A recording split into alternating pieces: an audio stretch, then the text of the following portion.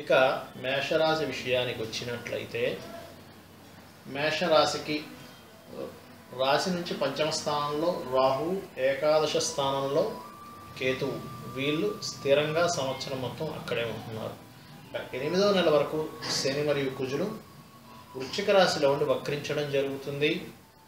8వ నెల వరకు అలాగే గురువు పంచమ స్థానంలో ఉంటున్నాడు. దాని తర్వాత కన్యా రాశిలోకి వెళ్ళడం జరుగుతుంది.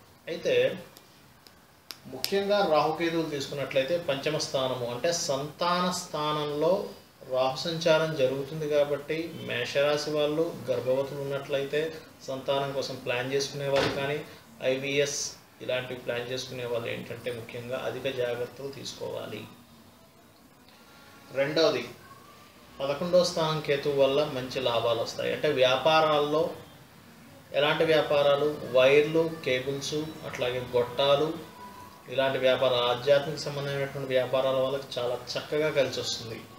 అష్టమంలో ఉన్నటువంటి శని కుజుల వల్ల ఆకస్మికమైనటువంటి యాక్సిడెంట్స్ ఇలాంటివి ఆస్కారాలు ఉన్నాయి. అయితే మరి ఈ రెండు అంటే రాహు మరియు శని కుజుల వల్ల ఇవి తప్పాలి. వీటికి ఏం చేసుకోవాలి అంటే పంచమ స్థానం రాహు సంచారం కాబట్టి దుర్గా ఆరాధన, అలాగే గోవుకి గోసేవ, పిండితో చేసినటువంటి పదార్థం ఉండలుగా చేసి గోసేవ చేయండి. అష్టమ స్థానంలో శని కుజుల యొక్క సంచారం కావున దుర్గా ఆరాధనతో పాటు నరసింహస్వామి ఆరాధన అంటే నరసింహస్వామి హోమం కానీ నరసింహస్వామి సంబంధమైనటువంటి అర్చన చేసుకోవచ్చు. అలాగే మిగతా చిన్న గ్రహాలు కనుక మనం చూసుకున్నట్లయితే మొదటి 2 నెలలు చాలా బాగుంటుంది. అంటే 6వ నెల వరకు వీళ్ళకి ధన సంబంధమైనటువంటి విషయాల్లో చాలా చక్కగా ఉంటుంది. మరియు 7వ నెల అంటే జూలై మాసంలో కొంచెం ధన సంబంధమైన విషయంలో కొంచెం ఇబ్బందులు పడతారు. జూలై తర్వాత జూలై ఎండింగ్ నుంచి మళ్ళీ చాలా బాగుండడం జరుగుతుంది. అంటే ఎలాంటి విషయాల్లో అంటే గృహ వాహన విషయాల్లో చాలా చక్కగా ఉంటుంది.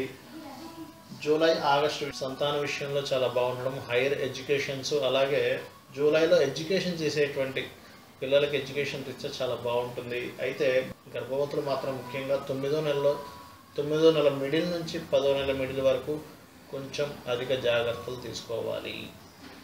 ఇక 6వ స్థానంలో శుక్రబుధుల సంచారము కొంచెం ఇబ్బందికరమని చెప్పుకోవాలి. ఎందుకంటే రుణాలు ఎవరైనా ఫైనాన్స్ రంగాల్లో ఉన్న వాళ్ళు ఫైనాన్స్ విషయంలో కొంచెం జాగ్రత్తగా ఉండాలి. ఇక 9, 10 ఈ నెలల్లో మేషరాశి వాళ్ళు వివాహ ప్రయత్నాలు చాలా చక్కగా కలిసి వస్తాయి. ఎందుకంటే అక్కడ శుక్ర సంచారం జరుగుతుంది. ఇక 10, 11 మరియు 12 1వ నెల ఈ నెలల వరకు చాలా చక్కగా ఉంటుంది. వీళ్ళకి ఎలాంటి డౌట్ లేదు.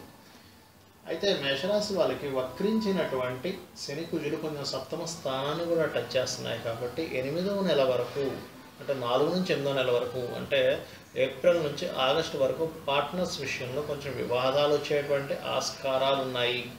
ముఖ్యంగా జాగ్రత్త తీసుకోవాల్సినటువంటి నెలలు ఏమిటి అంటే 12వ నెల 1వ నెల అంటే డిసెంబర్ మరియు జనవరిలో కొంచెం కేతువు మరియు శుక్రుడి యొక్క కంజంక్షన్ కుంభరాశిలో జరుగుతుంది. కాబట్టి ఆ కుంభరాశిలో కంజంక్షన్ జరుగుతుంది కాబట్టి వ్యాపారాల్లో ఇన్వెస్ట్మెంట్స్ చేసేటప్పుడు జాగ్రత్తగా ఉండాలి. తర్వాత ఉన్నటువంటి నెలలు చాలా చక్కగా ఉన్నాయి.